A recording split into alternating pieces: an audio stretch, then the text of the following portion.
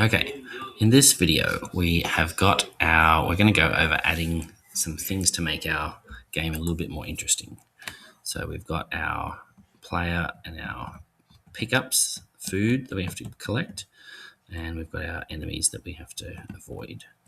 So the next thing we're going to do is add what's called a splash screen at the start to make it look a little bit more interesting.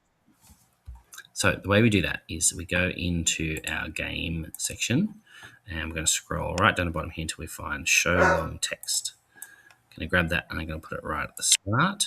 And in here, I'm going to say something like collect the pizza and avoid the ghosts.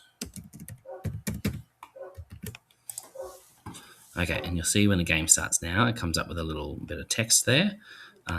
It looks a little bit boring in the background, so what we want to do then is put maybe an image in the background. So we're going to go back into scene, and we're going to get set background image. We're going to put that right at the top, and choose an image that looks kind of somewhat similar to the map that you've drawn or the tile set that you've used. So I'm going to pick the forest, and now I've got a little bit of a forest here, and it says collect the pizzas and avoid the ghosts. Press A, and then your game starts.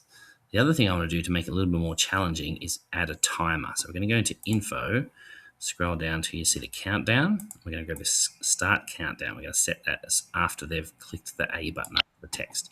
You might need to change this to maybe 20 seconds or something like that. That'll now give us 20 seconds to finish the game from when we press A.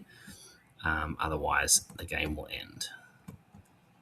And you'll see if I get towards the end, and we'll let the time run out. Oh, I hit my bad guy that time.